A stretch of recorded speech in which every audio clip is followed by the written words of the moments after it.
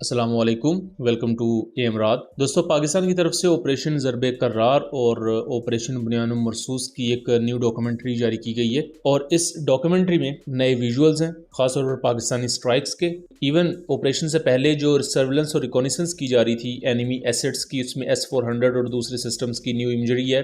और जो पाकिस्तान का क्लेम है 8-0 का, उन तमाम के विजुअल्स और उन तमाम के रैकेजेस पहली दफ़ा पाकिस्तान ने एक सिंक्रोनाइज्ड वे में दिखाया है। इससे पहले चीज़ें मौजूद थी, 5 से 6 एयरक्राफ्ट की कंफर्म हो रही थी, बाकी जो 7 से 8 एयर टू एयर किल्स की बात हो रही थी उस पर कोई सब्सटेंशियल सबूत नहीं थे। लेकिन अब वो तमाम चीज़ें पाकिस्तान ने सबूतों के साथ दिखाई हैं, जो कि काफ़ी एक्सक्लूसिव है। और इसके अलावा भी उससे फर्दर जो चीज़ें हुई, जो इंडिया के एयरक्राफ्ट, जो इंडिया के मिसाइल्स पाकिस्तान ने इंटरसेप्ट किए, उनके मलबे की पिक्चर, फिर जो स्ट्राइक्स की गई, इवन थंडर की स्ट्राइक्स की गई, उनके वो तमाम विजुअल्स और उनकी इलस्ट्रेशन पाकिस्तान की तरफ से रिलीज की गई है। तो उसको हम वन बाय वन डिस्कस करते हैं। इस पूरी डॉक्यूमेंट्री को मैं कोशिश करूंगा कि गूगल ड्राइव पर अपलोड करके उसका लिंक डिस्क्रिप्शन में दे दूं, आप उसको वहां से डाउनलोड कर सकते हैं। और ये भी पॉसिबिलिटी है कि हम एक्स अकाउंट पर इसे अपलोड करके तो इसका लिंक डिस्क्रिप्शन में आपको दे दें, ताकि आप पूरी डॉक्यूमेंट्री भी अगर डाउनलोड करना चाहे तो कर सकते हैं। यहाँ हम उसके स्क्रीनशॉट्स को यूज करते हुए आपको कुछ चीजें एक्सप्लेन करके देंगे। सबसे पहले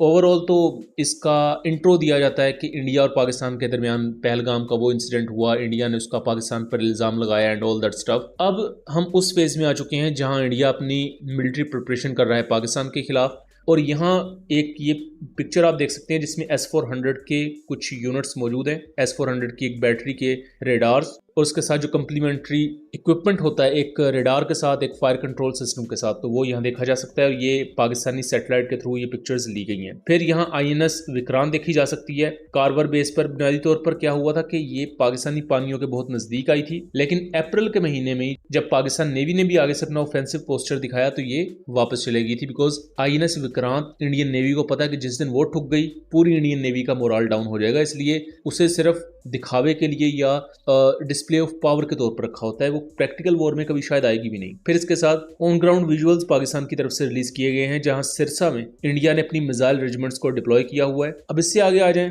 तो ये 6 से 7 मई की रात के दरमियान की फुटेज है, जो कि एक्चुअल फ्लाइट रेडार 24 की रिकॉर्डिंग है। नए तौर पर इसमें दिखाया ही जा रहा है कि जब इंडिया ने पाकिस्तान पर मिसाइल्स अटैक्स किए तो तब क्या था कि उस वक्त सिविलियन एयरक्राफ्ट भी हवा में थे।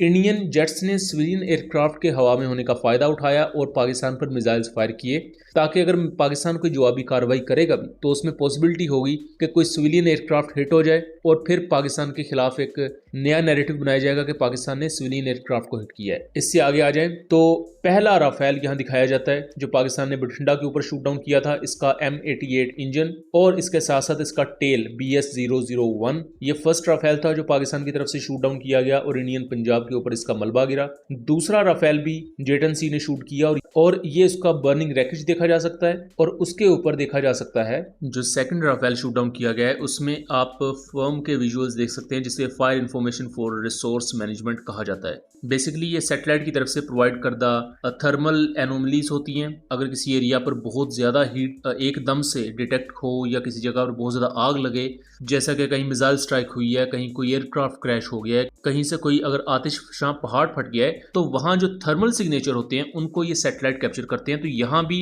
इंडियन पंजाब के ऊपर सडन जो रैकेज गिरा था जहाज़ का, उसकी वजह से ये थर्मल सिग्नेचर्स कैच हुए और उसे पाकिस्तान ने फर्स्ट टाइम दिखाया यहाँ पर। फिर आ जाता है थर्ड राफेल, इसे भी शूट डाउन किया गया पाकिस्तानी जेटन-सी की तरफ से और ये गिरा इंडियन ऑक्युपाइड कश्मीर में। इसका थर्मल सिग्नेचर ऊपर दिखाया गया है और नीचे तकरीबन रात 1:22 पर जो ये एयरक्राफ्ट जब हिट हुआ था, ये उसके विजुअल्स हैं जो पहली दफा दिखाए गए हैं। फिर आता है चौथा राफेल अंबाला के एरिया में इसको हिट पड़ी थी, एक इसको मतलब मींस मिसाइल लगा, बट ये क्रैश लैंड किया था अपनी एयरबेस पर जाके, अंबाला एयरबेस पर। और जो PL-15 इसे लगा था उसके विजुअल्स हैं नीचे।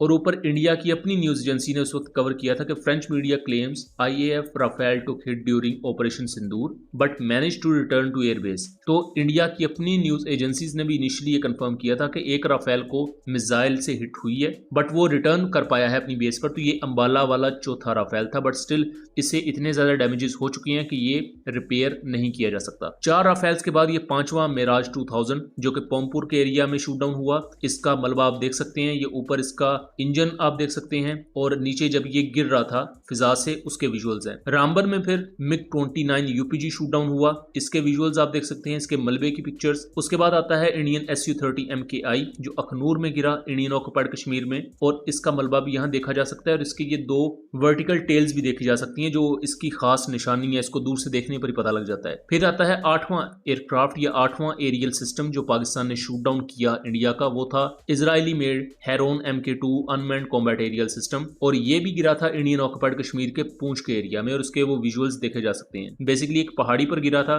पूरी रात इसका मलबा वहां फजर के टाइम तक पड़ा रहा, और इवन सुबह के वक्त जब सुबह हो रही होती है तब भी इसके विजुअल्स थे कि वहां आग लगी हुई है। इसके बाद दिखाया गया है कि किस तरह इंडिया ने मल्टीपल ड्रोन्स के थ्रू पाकिस्तान में इंट्रूड करने की कोशिश की, और वो ड्रोन्स फिर जिस तरह शूट डाउन किए गए उनके ये विजुअल्स दिखाए गए हैं, और कई ड्रोन्स को इलेक्ट्रॉनिक वॉरफेयर सिस्टम के थ्रू जैम किया गया, जिसकी वजह से वो इंटैक्ट फॉर्म में पाकिस्तान के एरियाज में क्रैश हो गए, जिसमें इजरायली हेरोप और हार्पी सीरीज के ड्रोन्स और वेस्टर्न वॉरमेड ड्रोन्स मौजूद हैं। फिर इसके बाद पाकिस्तानी GF-17 थंडर्स की तरफ से CM-400 AKG की स्ट्राइक दिखाई गई है बरनाला कैंटोनमेंट पर। बरनाला में इंडिया का integrated command and control centre है, जहां से न सिर्फ इंडियन एयरफोर्स के फाइटर जेट्स को रहनुमाई दी जाती है, बल्कि इंडियन एयर डिफेंस सिस्टम चाहे वो आर्मी के हों या एयरफोर्स के हों, उनके मिसाइल्स को गाइड करना, उनके लिए एज अ कमांड सेंटर के तौर पर बरनाला इंटीग्रेटेड कमांड सेंटर काम करता है। सो पाकिस्तान ने उसको भी हिट किया था, और उसकी सैटेलाइट इमेजरी भी पाकिस्तान की तरफ से रिलीज की गई है कि जहां जो डैमेज्ड एरिया है वहां पर टॉप्स वगैरह या उन एरियाज को कवर कर दिया गया है। फिर इसके बाद पाकिस्तान की फतह सीरीज की मिसाइल स्ट्राइक्स दिखाई गई हैं, और विजुअल जो यहाँ दिखाए गए हैं उधमपुर एयरबेस के हैं। फिर इसी तरह उधमपुर एयरबेस का एक और विजुअल है यहाँ पर जहां आग लगी हुई है। एंड देन मल्टीपल इंडिया की defence and government based websites और उनके वेब पोर्टल्स जिनको पाकिस्तान ने ऑपरेशन बुनियाद मरसूस के दौरान हैक कर लिया था, उनके ये तमाम एक्चुअल विजुअल्स दिखाए गए हैं। अब इससे आगे आ जाएं, जो एक और इंटरेस्टिंग चीज है वो ये कि शहबाज बेस के ऊपर जो एक सरफेस टू एयर मिसाइल से ब्राह्मोस मिसाइल को शूट डाउन किया गया था या इंटरसेप्ट किया गया था, उसके विजुअल्स हैं। यहाँ ब्राह्मोस मिसाइल का एक पार्ट देखा जा सकता है जो जमीन पर गिरा हुआ है। फिर उसके बाद स्कैल्प स्टेल्थ क्रूज मिसाइल की इंटरसेप्शन दिखाई गई है मुशर्रफ एयर बेस पर, जिसे पाकिस्तान के पैडा 2000 ने शूट डाउन किया था। सो ये वो मल्टीपल विजुअल्स हैं जो इस नई डॉक्यूमेंट्री में दिखाए गए। हमने उन पर आपको एक कमेंट्री करके दी, जो चीज़ें एक्सप्लेन करने वाली थी वो हमने आपको ज़रा ज़्यादा डिटेल से एक्सप्लेन कर दी, और इसके अलावा अगर आप पूरी डॉक्यूमेंट्री देखना चाहते हैं तो उसका मैं लिंक डिस्क्रिप्शन में दे दूंगा। सो आई होप कि चीज़ें क्लियर रही होंगी। वीडियो पसंद आई हो तो इसे ज़्यादा से ज़्यादा शेयर कीजिएगा, ताकि इस तरह की मज़ीद इन्फॉर्मेटिव वीडियोज़ हम आपके लिए लेकर आ सकें। मिलेंगे अगली वीडियो में, तब तक के लिए अल्लाह हाफिज़।